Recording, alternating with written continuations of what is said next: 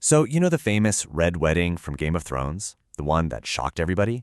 Well, what if I told you that it wasn't just some brilliant, twisted idea from a fantasy author? History, it turns out, is often way more brutal. Today, we are diving into the real-life historical event that actually inspired it all, a story of betrayal so cold-blooded it's still infamous centuries later. And no, that's not some kind of metaphor. That is a literal fact. We're going back to 15th century Scotland, a time and place where politics was a seriously deadly game, and a single dinner invitation could absolutely be your last. The event is known as the Black Dinner. And this one chilling detail, it sets the whole gruesome stage for what's about to happen.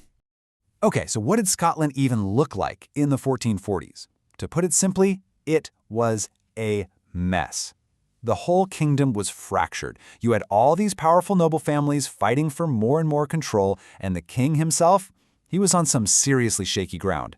This chaos, this instability, it was the perfect breeding ground for the kind of betrayal we're about to see. I mean, the power imbalance here is just staggering. On one side, you have the king, James II, and he's just a kid, a child, really. And on the other side, you have the Black Douglas clan, who were without a doubt the most powerful family in the entire country. They had the land, they had the armies, they had all the influence, so much so that the people advising the king saw them as a direct threat to the throne itself. Let's just park on that number for a second. 10. The king is 10 years old. He's a boy who should be worried about toys and games, not political treaties and civil war. His age made him a total pawn in the games being played by the powerful men around him, guys like Sir William Crichton and Sir Alexander Livingston, who were desperate to figure out a way to knock the Douglas clan down a few pegs. So what do you do when you're facing a rival that you just can't beat on a battlefield? Well, the king's advisors, they came up with a new plan, and it was devious, it was clever, and it was utterly ruthless.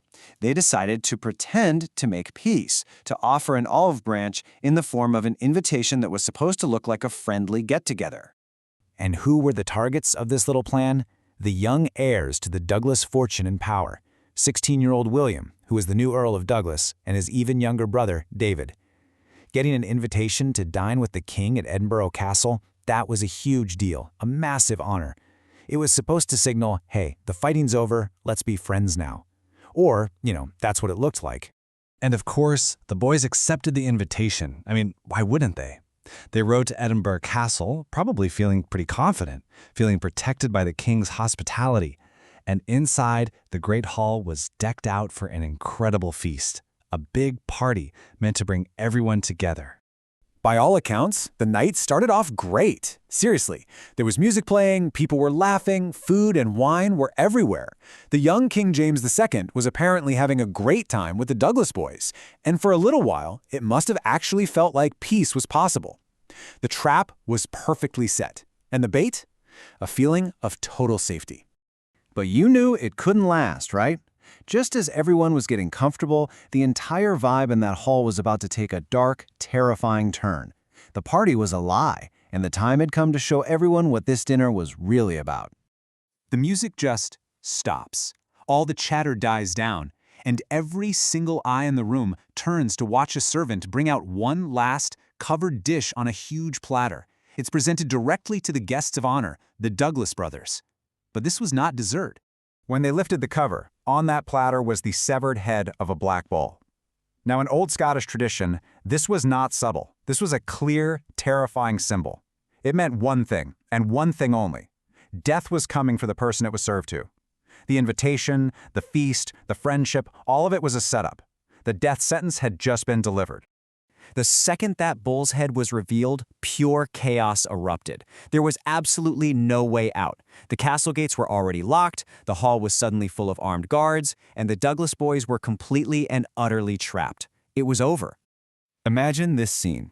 These teenage boys are grabbed and violently dragged away from the dinner table, and the 10-year-old king, James II, who had just been laughing with them moments before, he reportedly started crying, begging his advisors to spare his new friends' lives. But he was just a boy. He was powerless to stop what was happening. What happened next was just a mockery of justice. They dragged the boys out into the castle courtyard for a so-called trial on trumped-up charges of treason. It was a complete sham, just a way to make it all seem legal. The verdict was, of course, already decided, and the sentence was carried out right then and there. William and David Douglas were beheaded. Now, if the king's advisors thought this would solve their problems, they were dead wrong. This brutal act didn't end the conflict. It was like throwing gasoline on a bonfire. The Black Dinner became a famous story, a rallying cry for the Douglas clan. It kicked off decades more of civil war and bloodshed. This betrayal was so awful, so deep, that it was never, ever forgotten. So the Black Dinner is this really dark reminder that back then, power was the only thing that mattered. Things like honor, hospitality, promises, they could all be thrown out the window in a second if there was a political advantage to be gained. An invitation to dinner wasn't always a good thing. Sometimes it was just a trap. And it leaves us with this really chilling thought that echoes from medieval Scotland all the way to our favorite fantasy shows.